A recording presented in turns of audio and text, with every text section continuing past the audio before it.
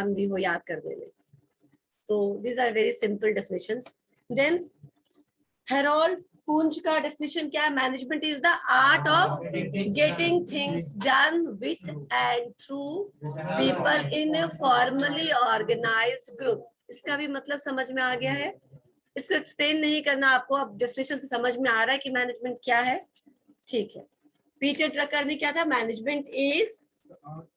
Management is a multi-purpose organ. Management is a multi-purpose organ that manages business, manages managers, that manages workers and work. Right? जो हर चीज को manage करे, ठीक है ना, उसको हम क्या बोलेंगे? मैनेजमेंट बोलेंगे। राइट? अच्छा, अब मैंने ये भी बोला कि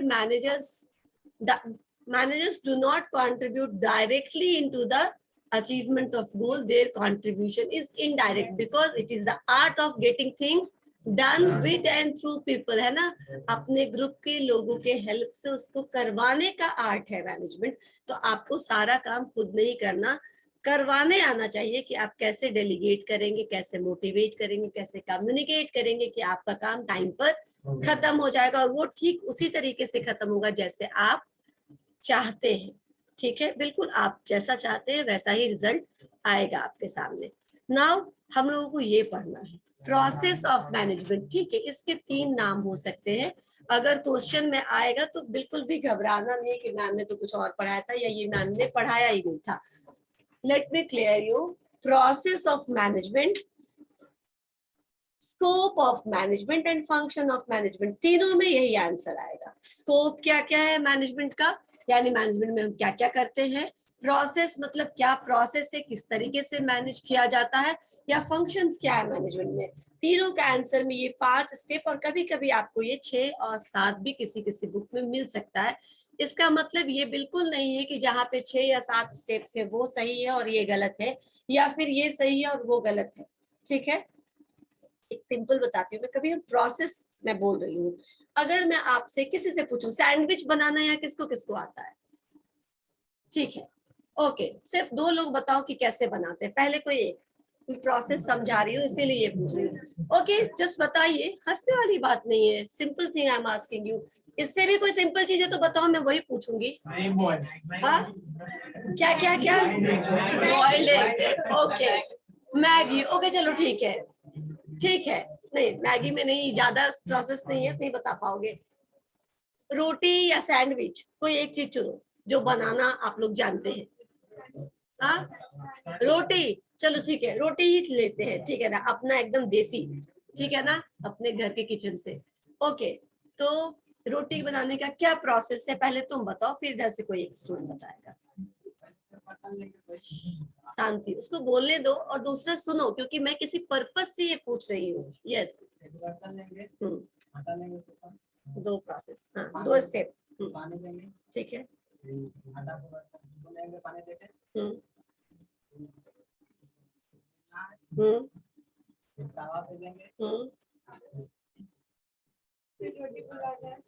Let him complete. Yes.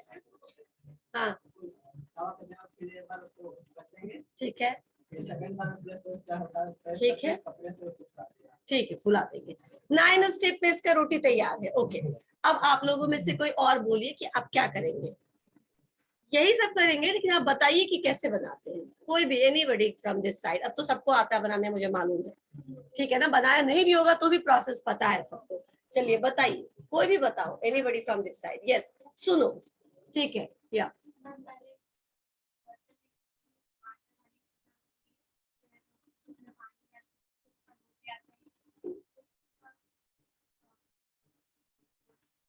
बोलो।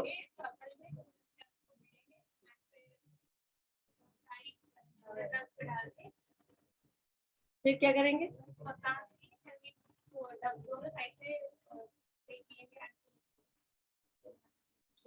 ठीक है, अब इसने बोला 9 स्टेप, इसने बोला 7 या 8 स्टेप, राइट? ठीक है ना, इसका मतलब प्रोसेस तो ओवरऑल यही है, उसने उसको 9 स्टेप में खत्म किया, इसने इसको 8 स्टेप में बना दिया। प्रोसेस सिंपल है, किसी चीज को करने में आप कभी कभी 2 प्रोसेस को एक साथ क्लब कर देते हैं, 2 स्टेप को एक साथ क्लब कर देते हैं, तो वो छोटा हो जाता है। आप अगर इलैबोरेटेड करेंगे तो जिसको इसने 9 में बोला है उसको कोई 15 तक भी पहुंचा सकता है, राइट। तो प्रोसेस सही है। क्या नो बोला किसी ने? क्या नो मैम? नहीं ना, ठीक है। तो कोई बात नहीं, दो अगर आपका डिफरेंट ओपिनियन है तो you can keep your opinion here, ठीक है ना, उसमें कोई मनाही नहीं है। बस शांति से समझो मैं क्यों बोल रही हूँ कि अगर आपने किसी भी चीज का प्रोसेस किसी बुक में 9 देखा, कहीं पे 6 देखा, कहीं पे 7 देखा, तो वो गलत नहीं है। इसलिए क्योंकि हो सकता है जहां पे 9 है वहां पे बहुत इलैबोरेटेड होगा, जहाँ पे 10 है वहां पे बहुत ज्यादा बारीकी से एक एक पॉइंट को बोला गया होगा, और जहाँ पे आपने 6 स्टेप देखा वहां हो सकता है बीच के 2-3 स्टेप को क्लब करके एक साथ रख दिया गया हो, इसीलिए प्रोसेस ज्यादा या कम हो सकता है, वो गलत नहीं होगा। समझ में आया? समझ में, क्योंकि बहुत बच्चों का ये डाउट होता है मैम आपने 5-6 स्टेप्स बताया, बुक में मैंने 6 या 7 स्टेप्स देखे हैं। सिंपल है, यहाँ एक पॉइंट आएगा जहां पे मैंने 3 पॉइंट को एक जगह क्लब कर दिया, बुक्स में भी ऐसे क्लब मिलेंगे या फिर बुक्स में आपको अलग अलग भी मिल सकता है, तो कंफ्यूज नहीं होना है पहले। अब स्टार्ट करते हैं यहाँ पे। ये these are the scopes of management, functions और process of management. Clear? Yes ma'am. Planning starts with planning. हमने प्लानिंग से पहले भी कुछ पढ़ा था, कंसेप्चुअल फ्रेमवर्क ऑफ मैनेजमेंट बताया था मैंने, कंसेप्चुअल फ्रेमवर्क बताया था। हो ही नहीं सकता है कि मैं उसको बताए बिना यहाँ पहुंच जाऊं, नॉट पॉसिबल। अभी मैं दूसरा टर्म बोलूंगी तो आपने बताया, आप बोलोगे कि हाँ मैम बताया था। मैंने आपको बताया था डिसीजन मेकिंग। अभी देखते हो डायग्राम में एक बार फिर से आपको दिखा दो, ये देखिए, this is the diagram, this is the conceptual framework of management, right. ये क्या है? Decision making. मैंने ये बताया था, decision making regarding what? Regarding available resources. These are the types of resources. On the basis of availability of resources, you made decision that how to utilize these resources to achieve the final objective, right? Individual हो या group का हो या organisation का हो, लेकिन होता तो यही है। अब ये जब हमने डिसीजन ले लिया कि हमको क्या करना है, management is knowing exactly what is to be done, right. Exactly हमको करना क्या है, उसके बाद हम क्या करेंगे। कब आपको पता चलेगा कि एग्जैक्टली आपको क्या करना है? जब आपके पास बहुत सारे ऑप्शंस हैं और उस ऑप्शंस में आपने एक पिक कर लिया, राइट, क्योंकि आपके पास बहुत कुछ ऑप्शन था आफ्टर 12th। निकाल देखा ना,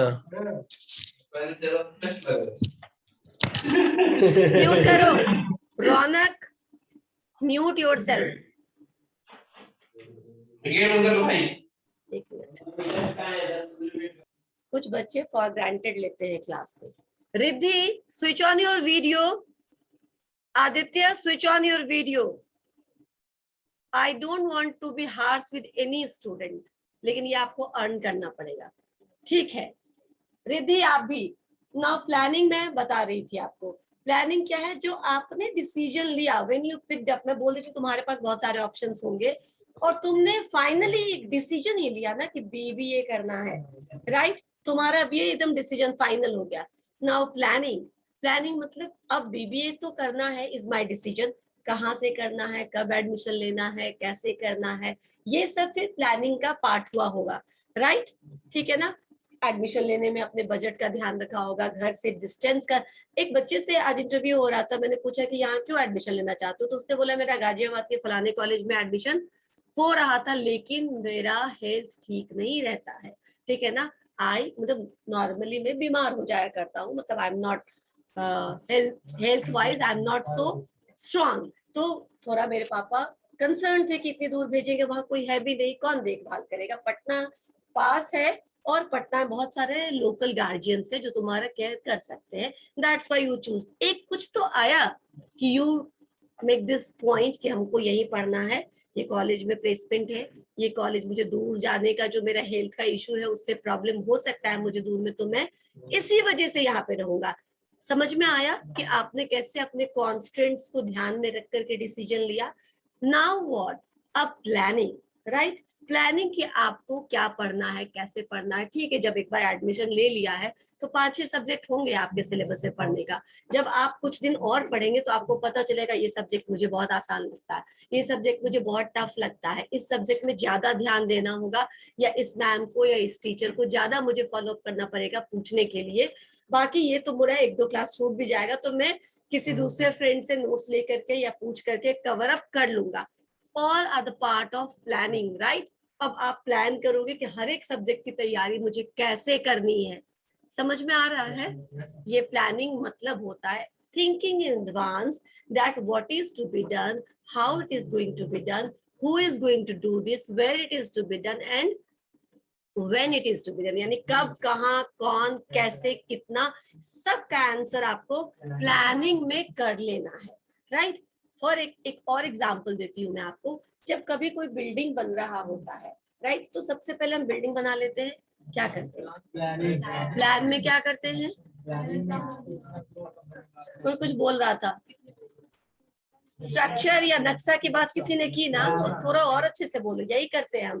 तो ये जो स्ट्रक्चर या जो नक्शा हम बनाते हैं, ड्रॉ करते हैं, this is blueprint, this is plan of the building, right. बोलते हैं ना, this is the plan of our new building, new factory, new whatever it is, right. तो वो क्या होता है? वो प्लान होता है आपका। आपने पहले कागज पे या एक मेंटल आपने प्लान बनाया या फिर कहीं पे ड्रॉ करके प्लान बनाया, यू मेड अ प्लान। अब क्या करना है? ऑर्गेनाइज करना। ऑर्गेनाइज मतलब बिल्डिंग बनाना एक काम हुआ, right.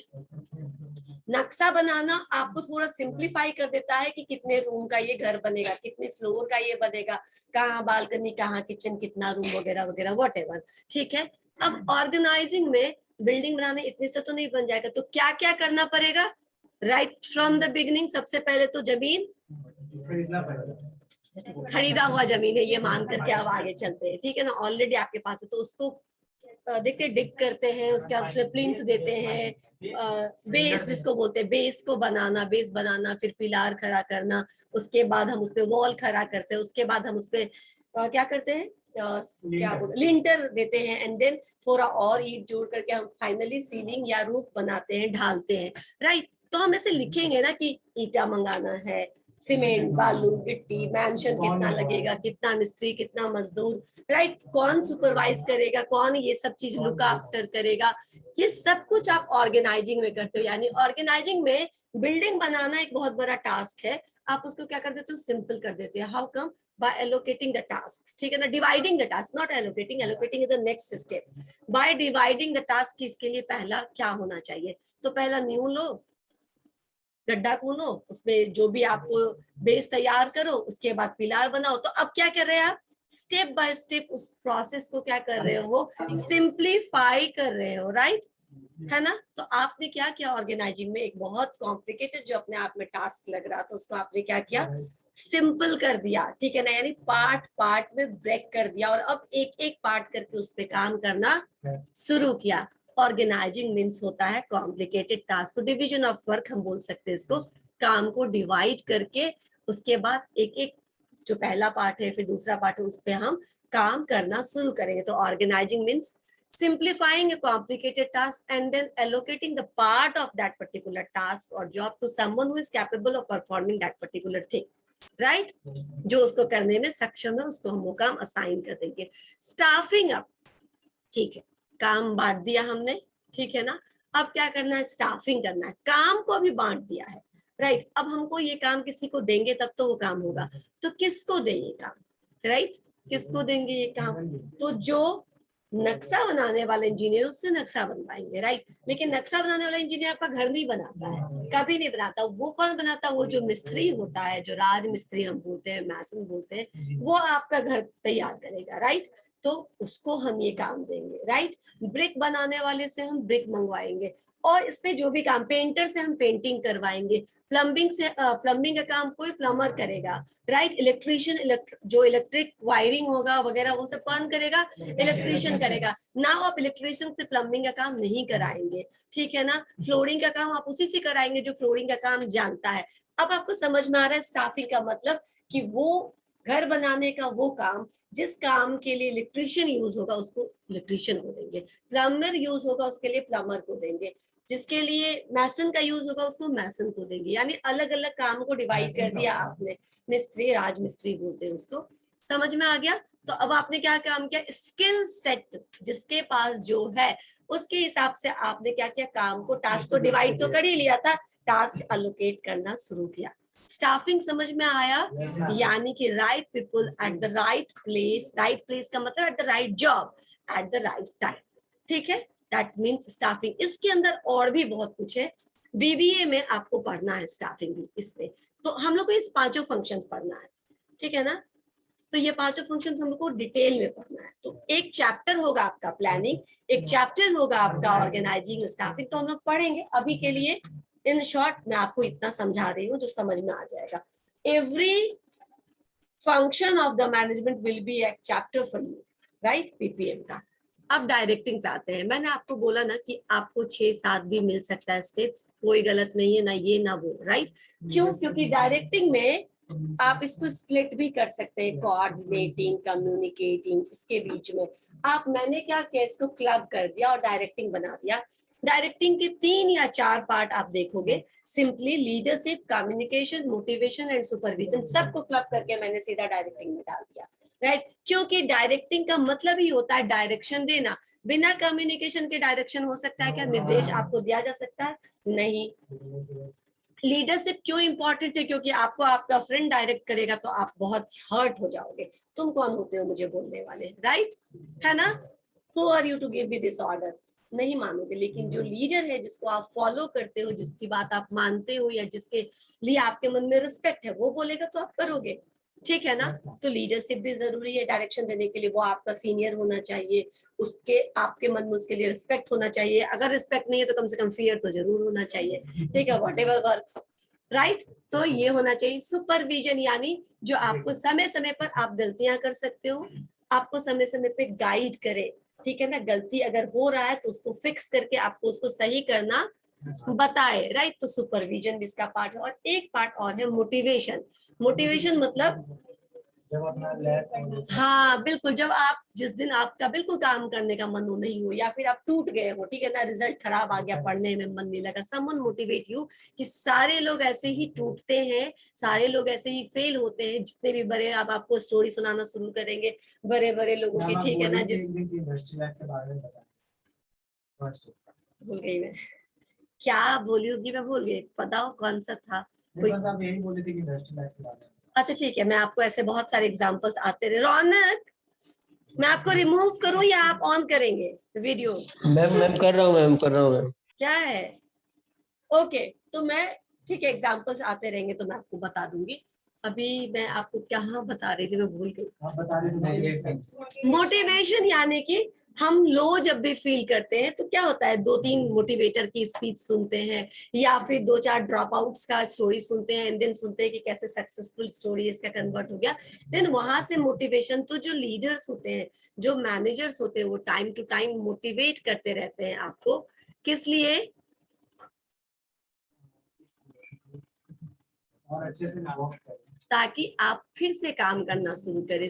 This motivation is just like petrol in your bike और इन योर कार, ठीक है ना? जब तक मोटिवेशन है तब तक एकदम चलता रहेगा, जैसे खत्म हुआ रुक जाएगा। तो मोटिवेशन एक रूटीन प्रोसेस होता है, ऑर्गेनाइजेशन में भी एक रूटीन प्रोसेस होता है, क्योंकि हर कोई हमेशा मोटिवेटेड फील नहीं करता है। तो मैनेजर का ये भी काम है कि मोटिवेटेड रखना। कैसे मोटिवेटेड होता है? There are different tools, there are different tactics, जिससे हम अपने एम्प्लॉय को मोटिवेट करते हैं, काम करने के लिए प्रेरित करते हैं। तो डायरेक्शन में चारों का या तीनों का क्लब है एक साथ, डायरेक्टिंग, ठीक है ना? And it is the most difficult thing. Why it is most difficult thing? Because you have to do nothing, you have to get it done, ठीक है? तो जो काम आपको खुद करना है वो तो चलो कोई नहीं सुन रहा तो आप कर भी लोगे, लेकिन जो काम आपको करवाना है उसमें बहुत ज्यादा एनर्जी लगता है, ठीक है ना? क्योंकि you have to make sure कि सब काम होगा बिल्कुल वैसे ही जैसे कि हमारा प्लान था। तो वो थोड़ा मुश्किल होता है इंस्ट्रक्शन देना, सबका काम आपको जानना होता है, समझना होता है, और एक एक को आपको सुपरवाइज करना होता है, मोटिवेट करना होता है। समझ में आया? And finally controlling. क्या है कंट्रोलिंग? कंट्रोलिंग मींस मतलब प्रोसेस को उसको कंट्रोल करना और टू हैंडल कंट्रोल यानी कि यहाँ आप देख रहे हैं कि मैंने सबसे लास्ट में ये प्रोसेस कंट्रोल ही रखा है, लेकिन इसका ये मतलब बिल्कुल भी नहीं कि कंट्रोलिंग सबसे एंड में होता है। शुरू से जब से आपने प्लानिंग किया है तब से, क्योंकि रिसोर्सेज भी स्कार्स है, समय भी लिमिटेड है, लोग भी आपके पास, मैन पावर लिमिटेड है, तो यहाँ से लेकर यहाँ तक जब भी आप कोई भी हर एक स्टेप पे आप you have to keep check. Controlling का मतलब होता है मॉनिटर करना, चेक करना, ठीक है ना। मैम किसान, जैसे मैनेजर लोग करते हैं। हाँ मैं भी किसान का एग्जांपल दे रही थी। मैं जैसे फार्मर्स सीड बो करके छोड़ तो नहीं देता है ना, वो क्या करता है बीच बीच में रख रखाव करता है, चेक करता है कितना फसल हुआ, कुछ कोई कीड़ा तो नहीं लग गया, नहीं तो इसको क्या, कैसे हम इसको पेस्टिसाइड से या खाद से इसको प्रोटेक्ट कर सकते हैं। Everything is till they harvesting is done, है ना। जब तक हार्वेस्टिंग हो नहीं जाता तब तक वो एक एक पॉइंट पे एक एक समय रोज एक बार जाकर के देखता है अपने फसल की हालत, ठीक है ना, और जिस समय जिस चीज की जरूरत होती है वो पूर्ति करता है, तभी तो वो अच्छा फसल काट पाता है। This is what controlling means. क्योंकि अगर सबसे बोने के बाद अगर सीधा काटने जाए तो कुछ भी काटने के लिए रहेगा नहीं, बहुत कुछ नुकसान हो गया रहेगा, राइट। और बहुत नुकसान होना तो हम अफोर्ड कर नहीं सकते हैं मैनेजमेंट में, फिर मैनेजमेंट करने की जरूरत क्या है, फिर नुकसान होने दो, राइट। तो कंट्रोलिंग का मतलब होता है every step you have to exercise monitoring, follow up, feedback, so that you can keep control और चेक एट एवरी स्टेप कि आपके प्लान के हिसाब से आगे हो रहा है या नहीं। और अगर कहीं लग रहा है कि कुछ डेविएट कर गया, यानी कि प्लान से कुछ अलग हो रहा है, तो आप क्या करेंगे, उसको वहां पे फिक्स करने की कोशिश करेंगे। जितना नुकसान हुआ नुकसान को वहीं पे रोक करके आगे ठीक से आगे बढ़ने की कोशिश करेंगे, right. These are the functions of management. ये सब समझ में आ गया, ठीक। अब इसके बाद शायद फीचर्स ऑफ मैनेजमेंट होगा। फीचर्स का मतलब नॉर्मली क्या होता है। अच्छा, ये कंट्रोल प्रोसेस है, मैं थोड़ा बता देती हूँ, जब लिखा हुआ है यहाँ पे तो बता भी देती हूँ। कंट्रोल प्रोसेस में सबसे पहले यू सेट द एजेंडा, ठीक है ना, you set the target. Target यानी आपका डिजायर्ड क्या रिजल्ट चाहते हैं आप। एग्जाम्पल है, सपोज करो you are student and you have set the target of getting 80% in your first semester, right. हाँ चलो व्हाटएवर, मैंने अपना एक सैंपल दिया है आपको समझाने के लिए। तो मान लो आपने 80% का टारगेट रखा है, राइट। अब आप क्या कर रहे हैं, जो आपका मार्क्स आया एग्जाम में, ठीक है ना, आपने उसको लिया और अपने डिजायर्ड रिजल्ट से कंपेयर किया। 80% है, you are as per your desired result, ठीक है ना, कोई चिंता की बात नहीं है। 85% है, कोई चिंता की बात नहीं, थोड़ा और ज्यादा आ गया, ठीक है। 80% नहीं है लेकिन 75, 76, 78, 79% है तो भी कोई बात नहीं, थोड़ा बहुत तो ऊपर नीचे होता है, शॉक नहीं लगेगा, ठीक है ना। 80% का जिसको टारगेट है उसको 78% पे भी शॉक नहीं लगेगा, थोड़ा 2 मिनट के लिए मन दुखी होगा, फिर नॉर्मल है, चलो इतना तो लगभग इतना ही था हमारा भी, है ना, चलेगा। लेकिन अगर आपका आ गया मार्क्स 55%, 60%, 62, बट तब थोड़ा शॉक लगेगा, मैंने इतना ज्यादा अच्छा लिखा था, इतना कैलकुलेट किया था, इतना कम क्यों आ गया, चलो कॉपी रीचेक कराते हैं, राइट। यानी आपका जो सेट टारगेट है और आपका जो एक्चुअल रिसीव्ड रिजल्ट है, लेकिन आपने उसके बीच में कंपेयर किया, अगर थोड़ा बहुत डेविएशन है तो दैट विल ऑलवेज अलाउड, लेकिन अगर ज्यादा है तो आप डेविएशन फाइंड आउट करोगे कि कहाँ पे डेविएशन हो गया, क्या गलती हो गई, ठीक है ना। गलती मुझसे हुई या गलती चेक करने वाले से हुई या उसको नंबर देने में हुई, ठीक है। आप डेविएशन फाइंड आउट करोगे और जब आपको डेविएशन पता चल जाएगा यानी किस गलती से हुआ, तो आप क्या करोगे, नेक्स्ट टाइम आप take corrective measures to rectify those deviations. यही कंट्रोल प्रोसेस होता है, ठीक है ना। Always we compare and then we think कि हमको करना क्या है, ओके, ठीक। अब फीचर्स ऑफ मैनेजमेंट में आते हैं, ये मैं अभी ज्यादा नहीं पढ़ा पाऊंगी, कुछ ले लेते हैं क्योंकि ऑल टुगेदर 9 या 10 फीचर्स हो गए। फीचर्स का क्या मतलब होता है, मैं तुम लोगों से ये पूछ रही थी। फीचर्स का मतलब कैरेक्टरिस्टिक्स, ठीक है। कंपोनेंट्स नहीं नहीं नहीं, कैरेक्टरिस्टिक्स ठीक है, फीचर्स भी ठीक है, लेकिन कैरेक्टरिस्टिक्स या फीचर का क्या मतलब, विशेषता, बिल्कुल। कोई ऐसा स्पेशल गुण जो आपके बारे में आपका आइडेंटिटी करते हैं, जैसे हमारा मैमल्स का notochord, nerve cord, these are the characteristics of mammal. Amphibious हम बोलते हैं तो क्या कैरेक्टरिस्टिक्स है एम्फीबियस की, इतना तो सब लोगों को बायोलॉजी पता होगा, है ना? क्या होता है एम्फीबायस का मतलब? जो जल और थल दोनों जगह, वाटर एंड लैंड दोनों पे सरवाइव कर जाए उसको एम्फीबायस बोलते हैं, ठीक है? Frog the best example, right? Crocodile उसके बाद, ओके। तो अब आपको समझ में आ गया कि क्या होता है कैरेक्टरिस्टिक्स जो आपके बारे में स्पेशल है, जो आपका कैरेक्टरिस्टिक्स है। Now what can be the characteristics और फीचर्स ऑफ, या what are the special qualities of management, जहां आप बोल सकते हो कि इस ऑर्गेनाइजेशन में या इस इंडिविजुअल के लाइफ में मैनेजमेंट है या नहीं है, राइट? सबसे पहले तो management is a continuous process. क्या होता है कॉन्टिन्यूअस प्रोसेस?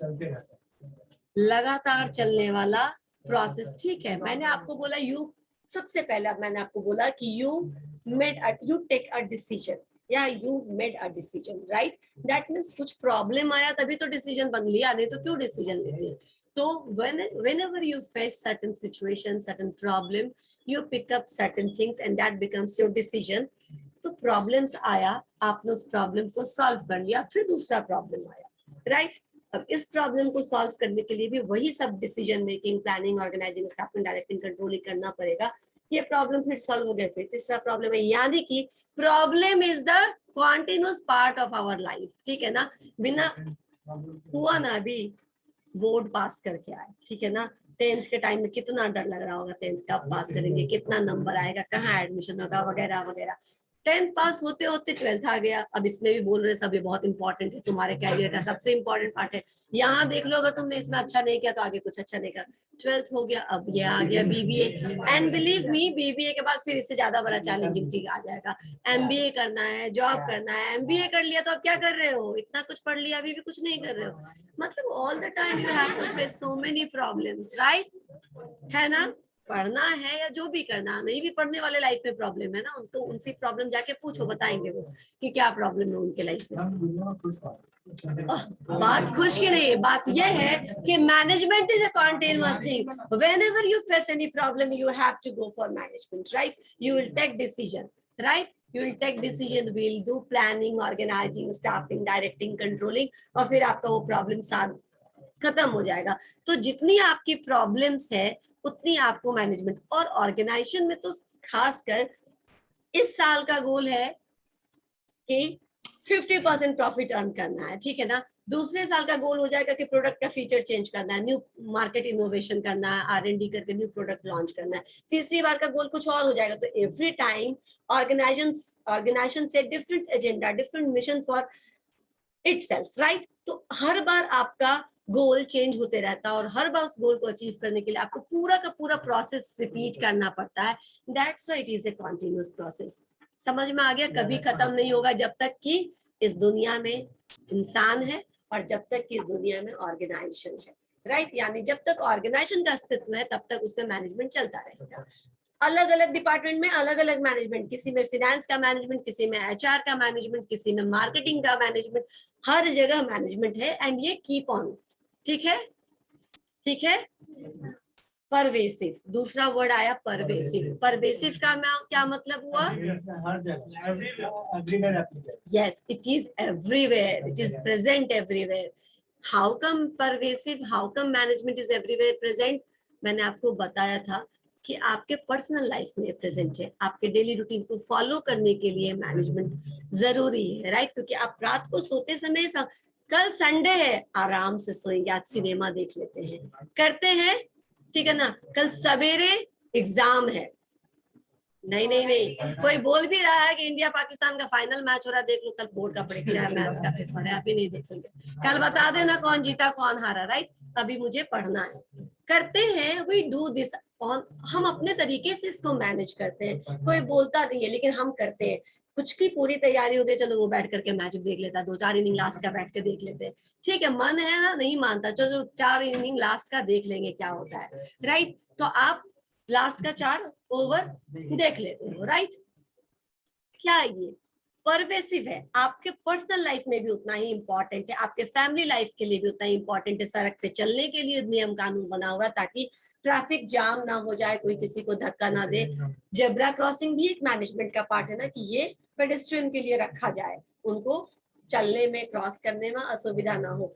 तो मैनेजमेंट परवेसिव है। सिमिलरली ऑर्गेनाइजेशन में भी है, डिफरेंट डिपार्टमेंट्स में भी है, और कोई भी ऐसा इंडिविजुअल या कोई भी ऐसा इंटरप्राइजेस नहीं है जहाँ पे मैनेजमेंट की जरूरत नहीं है। होटल, रेस्टोरेंट, कहीं भी चले जाओ, park, everywhere you can see management, right? है ना? पार्क में भी मैनेजमेंट होता है, खुलने का समय, बंद होने का समय, कहाँ पे आप लिटरिंग नहीं कर सकते हो, एवरीथिंग इज देयर, ठीक है ना? साफ सफाई है, झूला पे तुम बैठ कर दिखा दो, सीटी मारने लगेगा वहां का जुगाड़ होता है ना, क्या आपके लिए नहीं है, बच्चों के लिए है, राइट? मैनेजमेंट है, वहां के रख रखाव का अपना तौर तरीका है। तो it is pervasive, it is everywhere, irrespective of the things कि किस चीज का ये एंटरप्राइजेस है, ये हर जगह आपको मिलेगा, राइट? तो अब मान गए आपकी परवेसिव है, ये हर जगह रहता है। ये result oriented, management is result oriented, ठीक है? किसी पागल इंसान को उसका वो दिन कैसा बीतेगा, या आपने कभी शेड्यूल करते देखा उसको, कोई शेड्यूलिंग करते हुए कि हाउ नो? क्यों?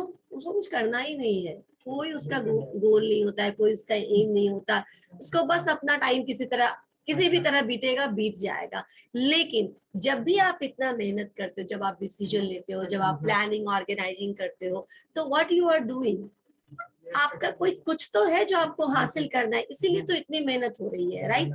तो always it is goal oriented. सब कुछ हम करते हैं क्योंकि हमारे सामने हमारा ऑब्जेक्टिव होता है, हमारा एम होता है, जिसको हम प्राप्त करना चाहते हैं, जिसको हम अचीव करना चाहते हैं, और इसीलिए हम छोटा ही सही, बहुत बड़ा टारगेट हो जरूरी नहीं है, लेकिन छोटा ही टारगेट होगा, हम उसी को अचीव करने के लिए अभी सब कुछ मैनेज कर रहे हैं, राइट? अभी सब काम कर रहे हैं। तो हमेशा ये रिजल्ट ओरिएंटेड होता है, और जब आप मैनेजमेंट करेंगे, at the end of the thing, आपका जो पूरा टीम एफर्ट होगा या आपका जो इंडिविजुअल एफर्ट होगा, वो आपको डायरेक्ट करेगा towards your goal, towards the achievement of the goal. तो मैनेजमेंट हमेशा डायरेक्ट गोल ओरिएंटेड, बिना गोल या बिना एम्बिशन के कोई मैनेजमेंट कर ही नहीं पाएगा। जब आपको कुछ हासिल ही नहीं करना तो मैनेजमेंट किस लिए करना, है ना? तो it is always goal oriented. अच्छा, लास्ट पॉइंट इसको डिस्कस कर लेते हैं, इंटीग्रेटिव फोर्सेस। ये पॉइंट क्लास नहीं है, आज का point class. Integrative force, integrate करने का मतलब सम अप करना नहीं, इंटीग्रेट का मतलब दो चीज होता है, या तो आप मिक्स करना बोल सकते हैं, कंबाइन करना, मिलाना, या इंटीग्रेशन मतलब एकता या अखंडता भी होता है, ठीक है ना? इंटीग्रिटी इन डाइवर्सिटी, है ना? मतलब विविधता में अखंडता, एकता, ठीक है? अखंडता, उसको यूनिटी भी बोलते हैं, लेकिन इंटीग्रेट करने का भी मतलब होता है एक होना, यानी जिसको हम डिवाइड नहीं कर सके। यहाँ इंटीग्रेटिव फोर्सेस का मतलब है मिलाना, यानी कि ऑर्गेनाइजेशंस में ह्यूमन रिसोर्सेज, फिजिकल रिसोर्सेज और कैपिटल रिसोर्सेज, इन तीनों को किस तरीके से आप कंबाइन करोगे, इंटीग्रेट करोगे, एक दूसरे के साथ मिलाओगे, ताकि आपका ओवरऑल पर्पस फुलफिल हो सके, ठीक है? आपके पास जो भी कम है उसको कम करके, और जो ज्यादा उसको कैपिटलाइज करके, यानी वीकनेस को मिनिमाइज कर दो, और जो स्ट्रेंथ उसको और स्ट्रॉन्ग कर दो, ताकि तुम अपना गोल अचीव कर सको, राइट? तो इंटीग्रेटिव फोर्सेस है मैनेजमेंट, हमेशा वो इंटीग्रेट करता है इन तीनों रिसोर्सेस को इस तरीके से कि इंडिविजुअल या ऑर्गेनाइजेशन अपने गोल को अचीव कर सके। साथ ही एक इंटीग्रेशन ये भी होता है कि whenever we form any organizational goal, we make sure कि while in the process of achieving organizational goal, each individual of this organization will also fulfills their individual goal, क्योंकि एक ऑर्गेनाइजेशन में काम करने वाले एक एक एम्प्लॉय का अपना भी एक मकसद होता है। सिर्फ ऑर्गेनाइजेशन ग्रो करे अच्छी बात है, लेकिन ऑर्गेनाइजेशन के लोग ग्रो नहीं करे ये बुरी बात है, राइट? अगर ऑर्गेनाइजेशन में काम करने वाले लोगों का ग्रोथ नहीं होगा तो दे विल बी डिससेटिस्फाइड, फिर वो डीमोटिवेट हो जाएंगे, फिर वो आगे साल से अच्छे से काम नहीं करेंगे। लोग पिछले बार 50% का हाइक दिलाया था इन्हीं वर्कर्स ने ना, अब लोग और 50% नीचे ले जाएंगे तुमको, ठीक है ना? काम ही नहीं करेंगे, मार्केट से कोई बिजनेस ही नहीं लेकर के आएंगे, तुम्हारा प्रोडक्ट ही नहीं सेल करेंगे, उल्टा कॉम्पिटिटर के प्रोडक्ट को प्रमोट करेंगे, राइट? तो क्या होगा? नहीं होगा। तो आपको डिमोटिवेटेड एम्प्लॉय नहीं चाहिए, डिससेटिस्फाइड एम्प्लॉय नहीं चाहिए, आपको हैप्पी एम्प्लॉय चाहिए, सेटिस्फाइड एम्प्लॉय चाहिए, जो आपके लिए डेडिकेटेड होके काम करे। इसके लिए जरूरी है कि जब कभी भी हम ऑर्गेनाइजेशन का गोल तय करें, उसमें ये इंटीग्रेट करे, यानी उस गोल के साथ अलाइन कर दे इंडिविजुअल के इंटरेस्ट को। जब भी, ठीक है, आप ये बोल सकते हो, ये कैसे आप अलाइन कर सकते हो? तो आप ये बोल सकते हो कि अगर ऑर्गेनाइजेशन को 50% ज्यादा प्रॉफिट मिलेगा तो हम सबको 20% ज्यादा इंक्रीमेंट देंगे। सभी खुश? ऑर्गेनाइजेशन खुश, ऑर्गेनाइजेशन में काम करने वाले खुश, ऑर्गेनाइजेशन का भी ग्रोथ पक्का हो गया, इंडिविजुअल का भी ग्रोथ पक्का हो गया। तो aligning individual growth with organisational growth is very mandatory and this management make sure that these two goals will be integrated together, ताकि साथ साथ होता रहे दोनों काम, अलग से इसमें एफर्ट लगाने की जरूरत नहीं पड़ेगी। समझ में आया why management is known as integrative forces? Raghu, I am removing you. ठीक है, एंड आदित्य अब आपको भी। ठीक है, हो गया। अब हम लोग नेक्स्ट क्लास में पढ़ेंगे, राइट? यहाँ तक समझ में आ गया ना? अटेंडेंस ले लेते हैं। एक बार और क्या बताऊं, एक बार और पूछो। Yes, ask Priyanshu. ये बार बार मैं बोलना नहीं चाहती हूँ, इसीलिए मैं रिमूव कर रही हूँ। कोई और रिमूव हो गया क्या? प्रियांशु हैज बीन रिमूव, तो ये अभी दिख क्यों रहा है?